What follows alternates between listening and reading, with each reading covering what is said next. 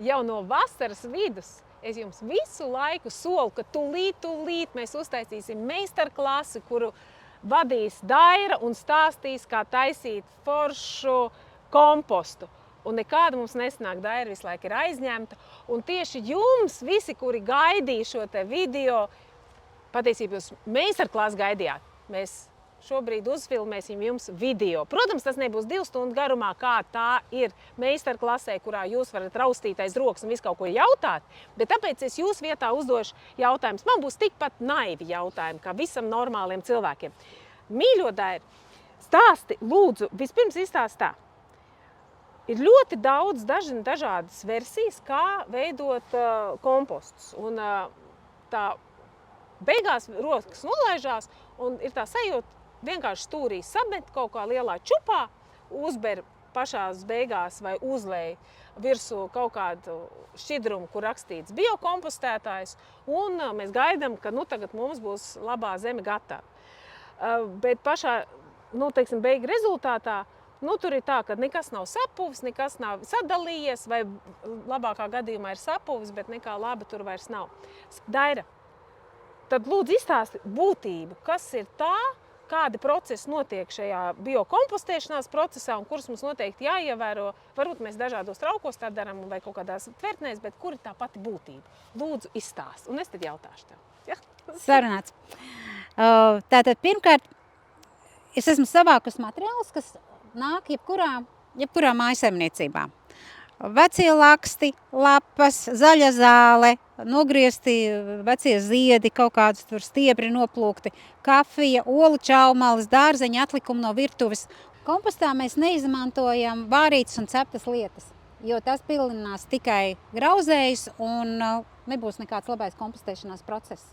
Mēs izmantojam svaigas lietas, tās, kas nāk no dabas.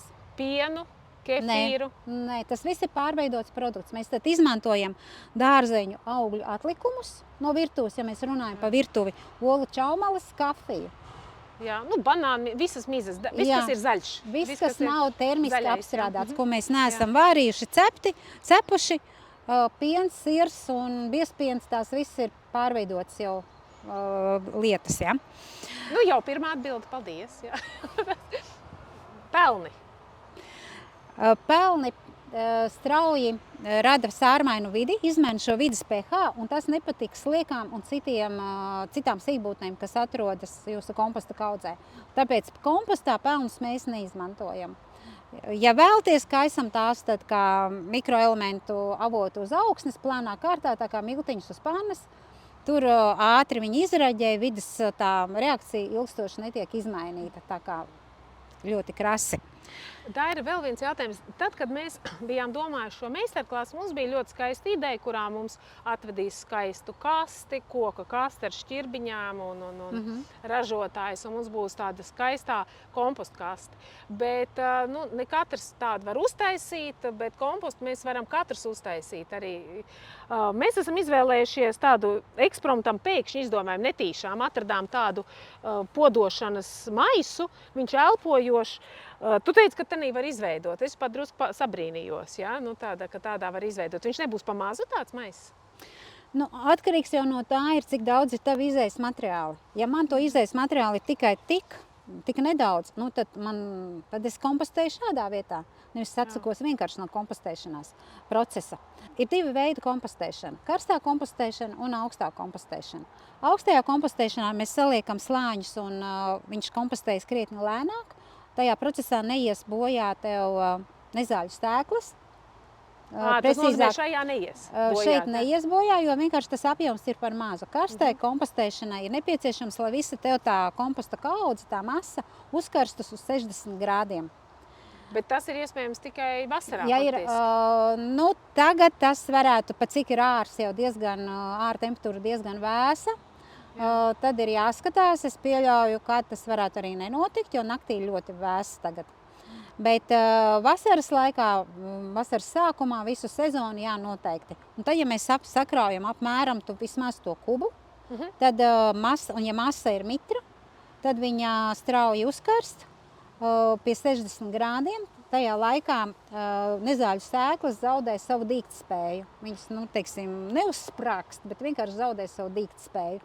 Un tā temperatūra turās apmēram 10 dienas, nedēļu, varētu būt arī, atkarīgs no laika apstākļiem.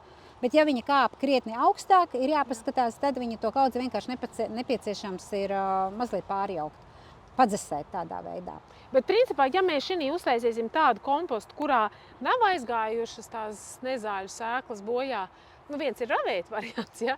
Bet ja mēs negribam ravēt, mēs viņu varam pēc tam uztaisīt kā karstu augstu kaut kādu, vai nevaram vairs pēc tam? Šo te? Jā. Tad tev ir tas jāpievieno, to atkal, piemēram, viņš to nebūs līdz galam sadalījies, tad tu veido jaunu kompostu, pa kārtām liekot šo kompostu, piemēram, pavasarī. To mēs nākamgad uztaisīsim nākamo meistarklasi, ja, kurā to mēs liksim kārtās. Tādā veidā tad darīt, ja viņš nav sadalījies. Bet ja viņš jau ir sadalījies, tad neko to mēs izmantojam. Bet ja mēs taisam kaut kādu šitādu te kaudzi, tad tie ir teorētiski. 1 kubikmetru, ja mēs sakraujam un tā kaudze ir mitra, tad, ja nevis sausa, tad tur arī viņa uzkarsīs. Par tām vēl kastēm. Tu stāstīt aiz kadra vēl par tām plasmas kastēm, ka tās īsti nesanāk tas process. Tur ir cita veida process, ja nav gaisa. Kādas kastes izmantot, ja mums ir tās kastes, tad ko viņām darīt un kur tur urp caurums apakšā, augšā? Mēs izmantojam tādu toveri vai materiālus, kas mums ir uz vietas. Bet ja mums ir, piemēram, plasmasas musca, kurā mēs esam izdomājuši kompostēt, tad ir nepieciešams iztaisīt caurums no sāniem, kādu arī no apakšiņas varbūt, bet kam kompostam ir nepieciešams gaiss. Mēs arī liekot tos slāņus, liksim viņus tā, lai tas gaiss tomēr cirkulē. Jo kompostēšanās gan augsnē, gan arī mūsu kompostā būs mikroorganismi, kuru darbībai un dzīvībai nepieciešama gaisa klātbūtne. Ja mēs ieliekam tajā mucā, tad tur tas gaisa pieejamība viņiem ir ierobežota. Kamēr tur tajā masā ir, viņi to visu izelpo, izstrādā, bet pēc tam nav jauna pieplūde no apakšas. Un tad notiek nevis kompostēšanās, bet vienkārši pūšana, jo tur sāk darboties citi mikroorganismi, kuru darbībai nav nepieciešams gaiss. Un tie parasti ir tie procesi tādi, kurus mēs tā kā mazāk vēlamies. Tas nozīmē, ka viņi pat kļūst ar mīnuszīmi tā augsne. Savā ziņā kaut ko. Es negribu teikt, cik liela tā mīnuszīme, bet vairs nav tā kvalitāte, kuru mēs no viņas gaidām. Tātad, ja mēs iepērkam šitās zilās mucas, tas ir praktiski, kas jā, Latvijā tad izrabam caurumus. Tad caurums, arī tās četkantīgās tādas ir kaut kāds plasmas, metāli, arī viss caurums. Jā, bet labāk varbūt par to lielo četkantīgo, jo tā būs tas vismaz kā karsto var uztaisīt. Tad ir lielāka masa, ja ir 1 kubikmetrs, tad jau viņam ir tā masa, kura spējīga uzkarst. Jā, un ar to izskalošanu. Tu vēl pieminēji, nevis tik gudrs, tikai tu man stāstīji, tu esi vienkārši atkārt. Ir tā, ka tu teici, ka ja ir ļoti lielas lietavas, tad vajadzētu uzklāt tomēr kaut ko, lai nesalīs pa daudz tā kompostu kaudzi, jo citādāk viss aizskalojas projām. Tā ir? Jā. Komposta kaudzei sezonas laikā ir vēlams būt vienmērīgi mitrai. Ja ir karsts laiks, tad viņa izžūst, tad mums ir jādomā, vai mēs to kompostu kaudzi varam taisīt pēnā, kur tā izžūšana būtu mazāka, vai mums nepieciešams viņu piesekt, regulāri paskatīties, kāds ir tas mitrums un palaistīt to kaudzi. Savukārt, ja ir liels lietus un man no tās kaudzes līsta, tad no tās kaudzes viss tas labums skalosies vai no tās muces skalosies ārā.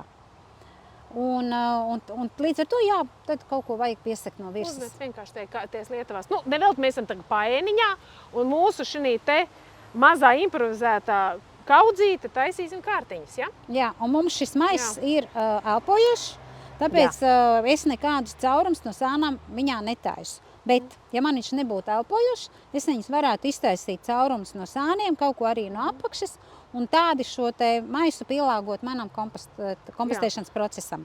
Labi, tad daram. Tad, ko mēs tagad daram? No visiem materiāliem, ko es pieminēju, mēs viņus varētu sadalīt tā kā 2 grupās. Brūnie un zaļie, nosacīti tā. Kāpēc brūnie un zaļie? Brūnie materiāli, mēs sauksim tos materiālus, kur vairāk satur oglekli. Par zaļajiem mēs sauksim tos materiālus, kas vairāk satur slāpekli. Un tā kā kompostā un arī augam ir nepieciešams gan slāpeklis, gan ogleklis, tad mēs liksim viņus kārtām, lai tā kā nodrošinātu šo te līdzsvaru. Jā, vēl viens jautājums. Mēs tagad uztaisīsim kaut kādu šīs te kārtas, ja? Sataisīsim, un tad man nāks jauni kaut kādi labumi. Jā. Un tad viņas vienkārši turpināsim. Jā. To tu viņi paskaidros to tu turpināsi pēc tam. Tas nenozīmē, ka man visu vasaru ir jāsvāc stūrītī. jākrāj kaut kādā stūrītī, un tad, jo tas viss jau vasaras gaitā jau sāk sadalīties. Tas nav tā, ka tu noliksi zaļu zāli, viņi stāvēs visu vasaru. Protams, tev ir, kas nāk no dārza, no saimniecības, tas tev viss ir jāliek kaudzē un jākompostē. Jā, viņš ļoti dažāds. Labi, ejam pēc kārtas un tas skatāmies. Tātad sākam. Jā. Apakšā mums vajadzētu palikt kaut ko tādu gaisa, caurlaitīgu, tādu čaganāku. Un es šajā gadījumā izvēlējos, tev bija nomesti veci bērza zari. Es viņus izvēlējos likt apakšā, jo tad būs bišķiņi, tā kā tā atsparīgums tai kaudzei, būs pa kurien tiem zariem tā kā vēl elpot. būs tam gaisam ieplūst, jā. Bet tu man nobrāķēji skujkokus. Jā, tāpēc, ka skujkoki satur vielas, kas kompostēšanās procesu bremzē. Un tas nozīmē, ka mēs nevaram izmantot arī, ka mēs nogriežam, priedes, kad mēs apgriežam tūjas, arī labāk kompostā nelikt, vai ne? Jā, tās lietas mēs sadalām mazākos gabalos un izmantojam to pašu skujkoku mulčēšanai. Jo ne visi skujkoki mums ir ar paceltiem zariem, kur mēs redzam augsni un gribam to visu varbūt sakopt. Ir tūjas ar zemākiem zariem, kādi citi koki vai mums ir mulči, mēs varam palīdz zem mulčas apakšā. Tā kā vienkārši sadalām mazākos gabalos un liekam uz augsnes. Tikai, ja nav aizdomas, ka tā slims skujiņas, vai ne? Ka, ja slims skujiņas, tad gan sadedzinām, tur nekā nevar darīt. Jā, protams, mēs šeit nerunājam par slimiem augiem. Jā. Šie te zari, ka es ielikšu viņus kaudzē, ka komposts būs gatavs, zari nebūs sadalījušies. Tad es vienkārši paņemšu viņus no tā komposta ārā un izmantošu jaunās kaudzes veidošanai. Tā, tad es palieku šos te zarus apakšā. Dažādos virzienos. Tas nodrošinās to, lai tur vairāk cirkulētu kaudzā iekšā gaiss. Droši vien vairāk vajadzētu ir teorētiski. Šeit varētu būt tagad nākošais virsū, es varētu uzlikt tādus, ne koka zarus smalkos, bet gan, piemēram, rupjākus, brūnos kaut kādus lakstus nokautušos, ja? Varētu būt pa virsmu. Topinamburs īstenībā ir ekscelents materiāls šim mērķim. Piemēram, šādus tad es uzliktu virsū. Tātad šis te... Tas kā elpošanai. Tas viss ir tā kā druska elpošanai. Elpošanai, bet šie ir arī brūnie materiāli.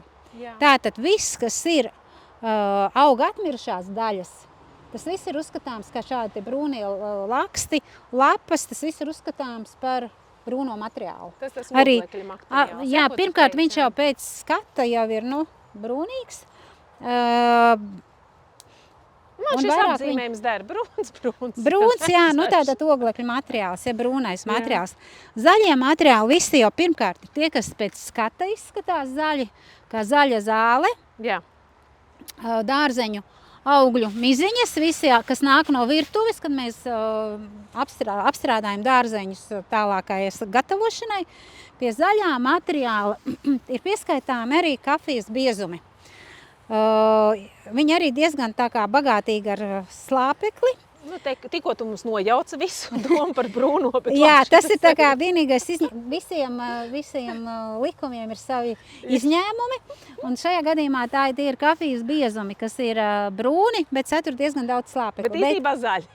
Bet patiesībā zaļi. Bet tas nenozīmē, ka tagad es braucu uz tuvāko Statoilu, savācu spaini ar kafijas biezumiem, un tagad vienu spaini vienā kārtā izberu. Kāpēc? Tāpēc, ka kafijas biezumi paskābinās augsni, ja es viņus ļoti daudz pielieku. Bet tik, cik nāk, piemēram, no manas saimniecības, tas nepaskābinās augsni. Jā, tātad dārzniecības kafejnīca vai tikai lielajā dārzniecības kompostā likt. Tieši tā, nevajag tāpēc savākt visas Rīgas kafijas biezumus un ielikt vienā savā kompostā. Tas nebūs labi. Labi. Tā nākamā kārta ola čaumalis ir kā minerālā daļa, jo tur ir ļoti daudz kalcija, kas mūsu augiem arī ir nepieciešams.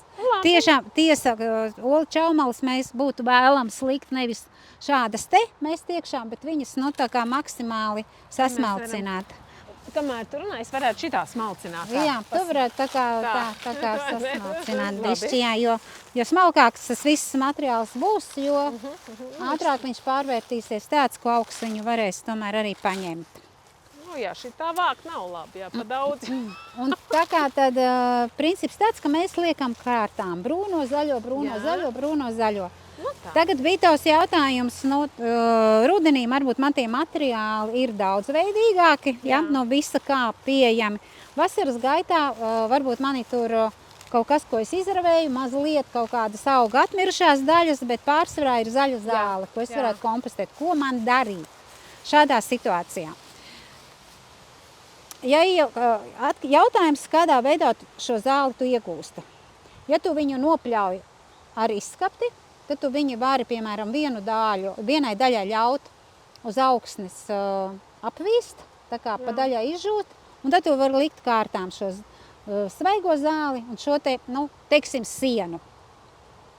Kas jau būs Bet nevar savīts. ielikt, pieņemsim, maisā, melnā maisā, vienkārši iemest, viņš vienkārši sāks pūt, viņš būs ļoti aktīvs. Nu, ja, tur jau būs pirmkārt, viņa tur izkarsīs, tur būs ļoti augsta temperatūra, jo kaut Jā. vai, ja tu zāli noberu uz augsnes kaudzē un pēc tam nākamā dienā ieliec rokā jau tur pat ir karsti, tur jau vairs neiet runa tikai par siltumu, tur jau ir karstums. Un tur būs jau viņa tā ar zāles pļāvēju apļautā zāle ļoti blīvi sagulst. Un tur nav gaisa, un tur būs jau pavisam citi procesi atkal. Atkal tā pūšanas, nevis kompostēšanas Pūšana būs process, kāda. jā. Tāpēc Labi. ar zāles pļāvēju arī, piemēram, nopļauto zālīti, nu tad es nelieku šādu kārtu, bet Jā. es lieku mazākām kārtiņām. Uzlieku šādu kārtu, viņa jau no virsas, piemēram, tur 5 centimetrus, no virsas viņa tev pažūs, Jā. apakša būs zaļā.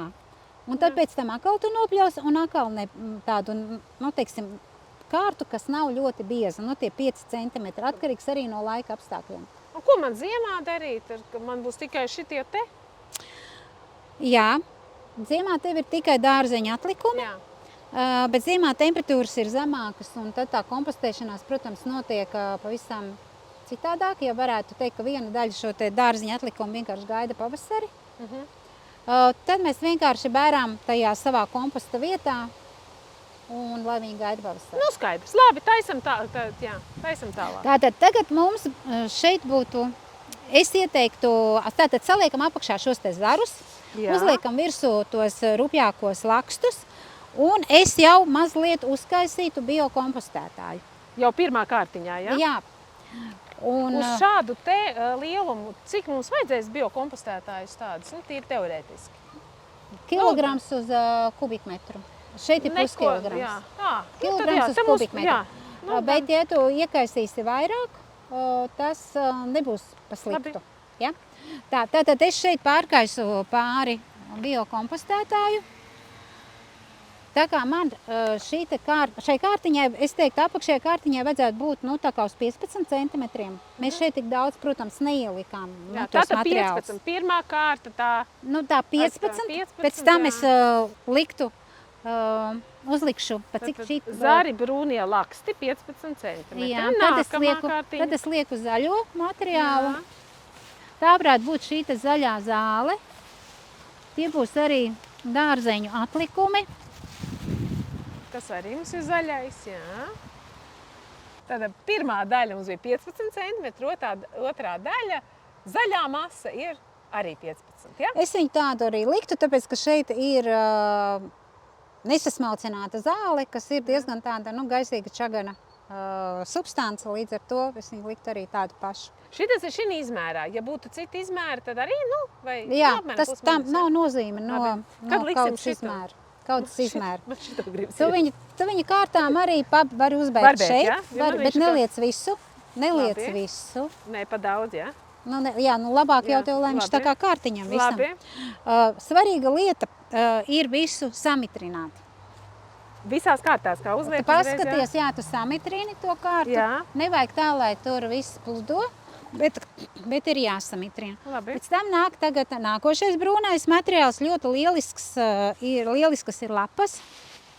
Un atkal viņas nevar sabērt šausmīgā daudzumā, vai ne? Es ieteiktu tagad, es uzberu lapas, tad es atkal attiecīgi uzlieku lakstus, veidoju to kārtu, lai viņa ir tāda gaisīga, jā, lai viņa nav blīva vienā tādā klucī, varētu teikt. Un te es varu ielikt šos te lakstus, tad, ja man vajag kārtas biezumam, tad es varu arī atkal uzlikt lapas, atkal tos lakstus, sakrauj to brūno slānīt. Tu vari atkal uzbērt. Uz katru jāatcerās, kad būtu vēlams, lai tas efekts būtu tāds, nu tu tagad man tā krati pļakā, bet es teiktu tā, nu, ar cimdiņu šitā te forši. Ja viņas tās čaumaliņas ir pažuvušas, tad viņas var sasmalcināt mājās, es nezinu, ar āmuriņu, ar padancot uzlikt vai vēl kā savādāk. Tai smaldzināšanas paņēmieni varētu būt dažādi. Mēs te noslinkojām, jā. Jā, bet ir labi redzēt arī, kā nevajag. Kā nevajag? Šitā nevajag. Tad tagad uz katras kārtas būtu labi uzkaisīt kompostētāju pa starpu katrai kārtai un atkal mazliet uzlaistīt, ja? Jā. Un kā uzlaistām, tagad ir labi, kad ir bijis lietus un visi tie materiāli ir mitri. Tagad liekam atkal nākošo zaļo kārtu un tā kārtu vienu zaļu, otru brūnu un tā mēs kraujam visu kompostu, ja? Saliekam, kas mums no dāras, no virtuves vēl.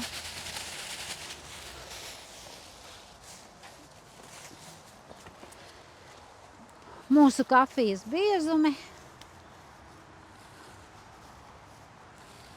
Vasaras laikā tāpat es uzkaisu, jāatcerās, ka es kaisu biokompostētāju, tad es viņu uzkaisu pa priekšu un tad uzlieku zāli. Tātad pēdējā kārta man būtu tā noslēdzams ar kompostējumu materiālu, nevis ar biokompostētāju. Biokompostētājs ir zem stedziņas, apakšiņā. Jā, bet nevis zem lapām, bet labāk zem zaļās kārtas, ja? Nē. Nē? Tam atkarīgs jau, kas tev ir pēdējā kārta, zem tās pēdējās kārtas. Skaidrs. Ja man tajā vasarā ir tikai tā zāle, tad jau man būs tikai zālē pa starpu viņš, man jau nav tās lapas. Bet rudenī es ieteiktu, nobeigt ar lapām vai ar kaut kādu šo te, vai ar sienu, vai atkarīgs vai ar salmiem, atkarīgs, kas tev vai dārzā kāda atlikuma ir ar šo te brūno materiālu. Nē, protams, šitās olas jau tā nesadalīsies tik ātri. Viņas tev diezgan, ilgi dzīvos. Tā. Es varbūt bišķi uzlikšu šeit vēl to zaļo, man šķiet, ka mums tā kā līdzsvaram tomēr vajag. Bet ja vasarā man nav iespēja, tīri laika ziņā, nav man iespēja to zālīti pļauto žāvēt, tur tāds, tad varbūt var tā uzliekt vienkārši. Jā, tad tu vienkārši dari to plānākās kārtās. Uzliec, piemēram, tādu plānākumu, šādu, 5 centimetri. Galvenā doma, lai viņa nekarst. Vai, piemēram, tu nopļauj, uzbirdini plānu kārtu, viņa apžūst un tu uzbirdini pēc tam to nākošo. Ja tev, tai pašā dienā ne jau, ka tu tā kā pļavā tā kā, tu uzber vienu kārtu, lai viņa apžūst, pēc tam tu uzliec nākošo, bet ja nav tāda iespēja, tad mēs vienkārši paberam biokompostētāju pa kārtām un liekam nākošo zālīti virsū. Skaidrs, tāda, kad ir pļaušanas diena, noliekam maliņā un lēnām pārberam virsū pa drusciņai. Varbūt jāmaina vienkārši paradumi, jāpļauj mazākās platībās, lai tā masa nāk. Varbūt tā izklaide vai atpūta ir divreiz nedēļā. Mājas viena puse, otra puse. Arī labs padoms. Varbūt jāmaina paradumi. Man pat neienāca prātā. Jā. Varbūt ir iespēja darīt to pakāpeniski, bet ja nav tāda iespēja, tad tad daram tā, kā ir iespējams.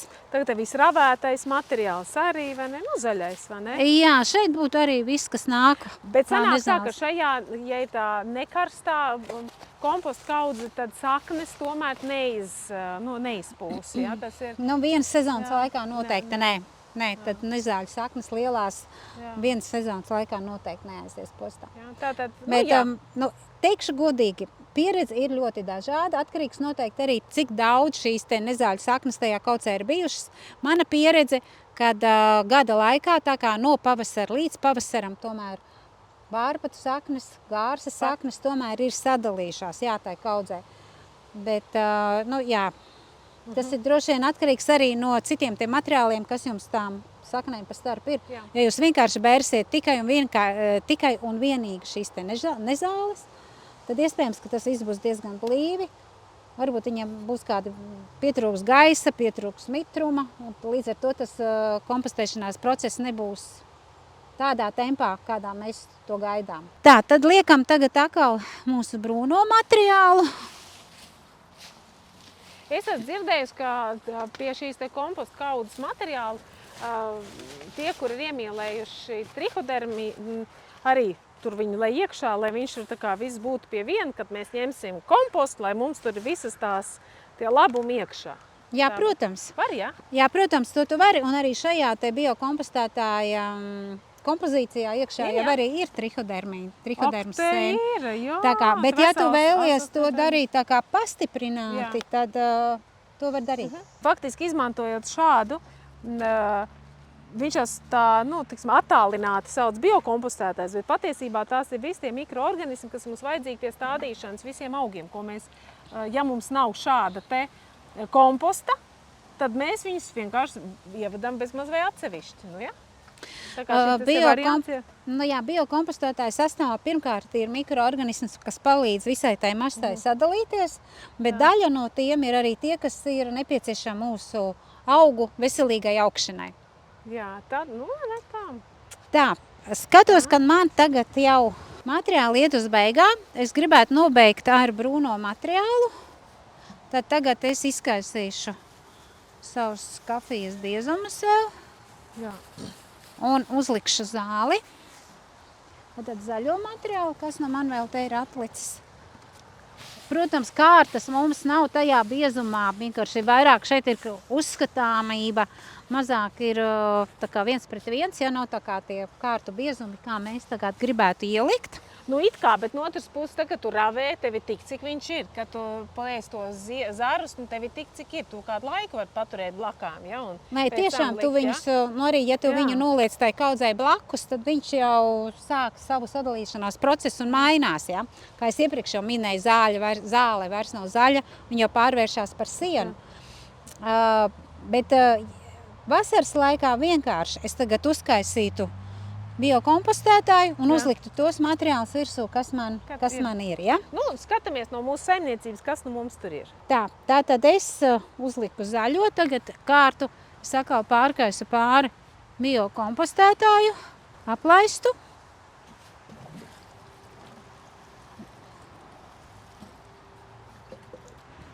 Un nosedzu ar brūno materiālu.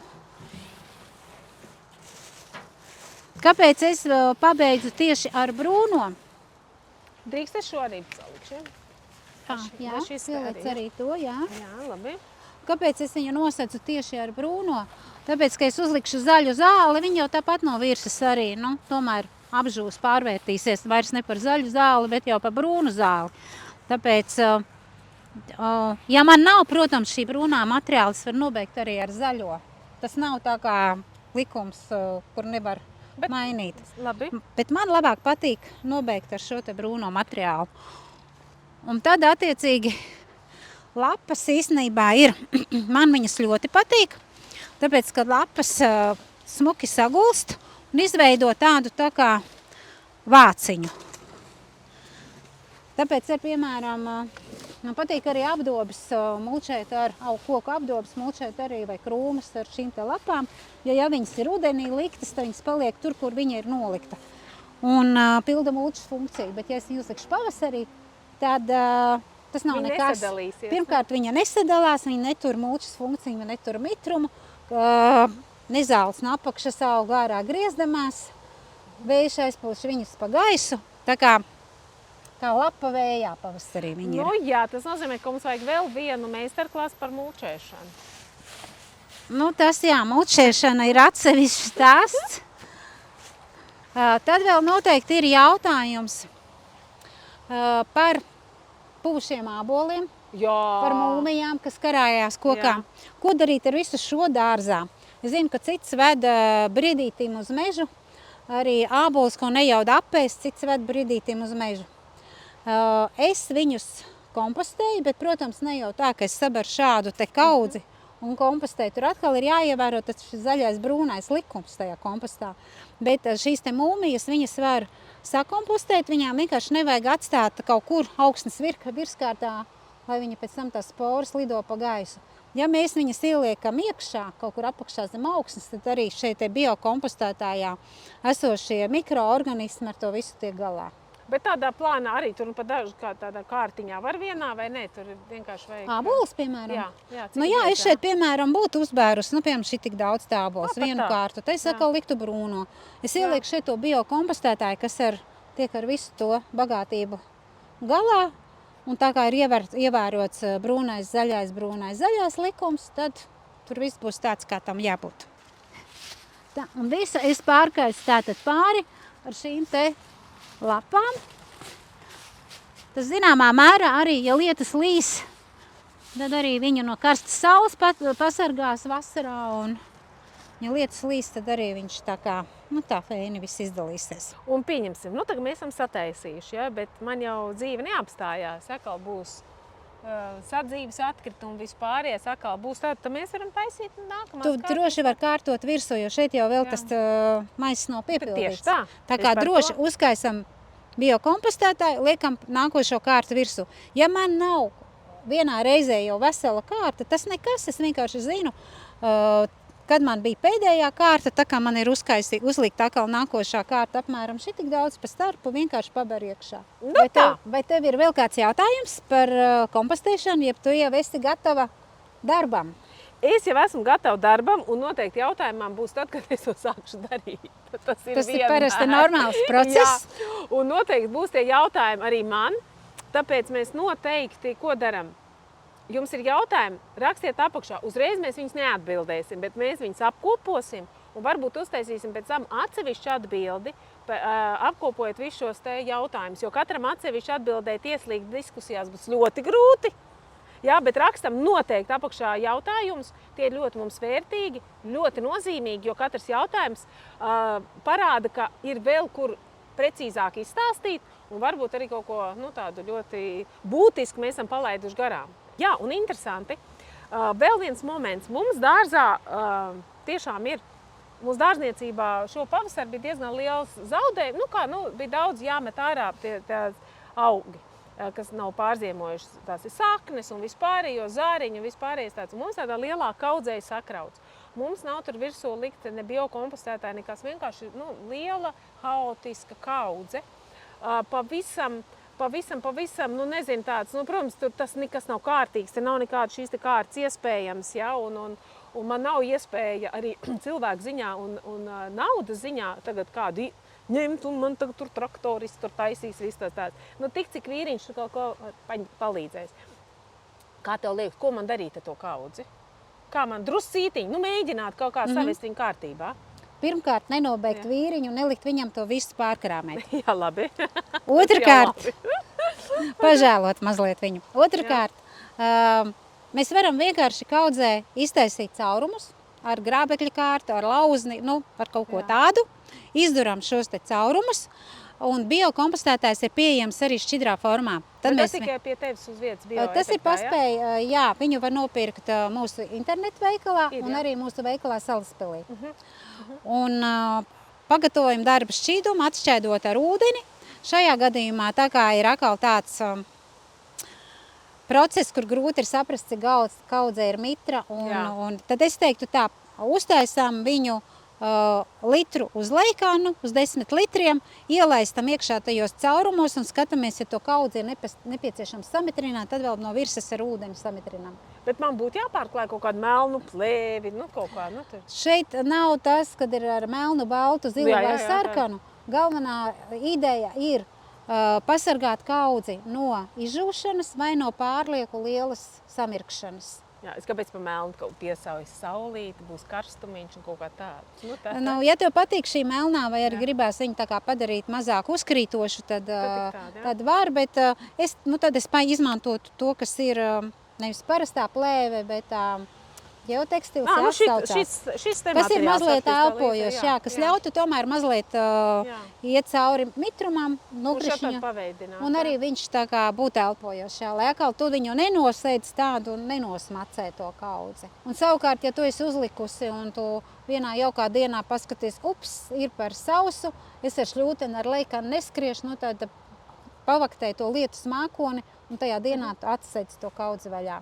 Jā, ķeramies pie darba. Jā, kompostējam, darbojamies un atceramies, ka laba augsne ir tiešām komposts, labs komposts. Tā ir tik vērtīga mūsu dārza sastāvdaļa. Visam, mēs viņu liekam visam. Vai mēs stādām skujeņus, vai mēs stādām ēdamas lietas, vai ziedošas lietas, vai magnolijas, vai hortenzijas. Tā ir praktiski neaizvietojama. To nevar aizvietot. Tas ir kaut kas tāds unikāls. Un jo mēs vairāk esam savos dārzos, jo vairāk es aicinu padomāt par šo jautājumu un izmēģināt kaut vai tādā mazā apjomā pamēģināt. Varbūt tas būs tīri jautri. Un tā ir auga barība, bet dzīva barība. Nevis tikai NPK, bet tā ir dzīva barība, kas dod viņam ne tikai spēku, bet arī veselību. Jā, un turklāt vēl es piemetināšu, visu šito te faktiski atkritumus būtu bijis kaut kādā veidā jāutilizē un jāmet miskastēs. Ja? Mēs būtu likuši kaut kādās miskastēs, kaut kur vēduši, kaut ko tam līdzīgi.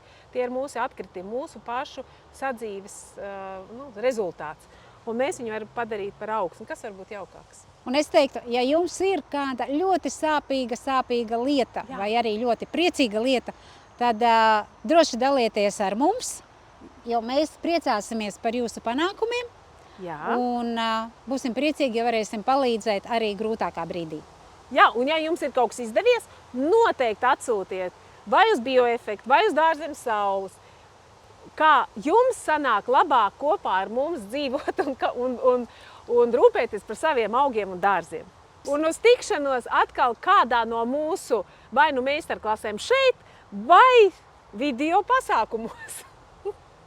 Uz tikšanos!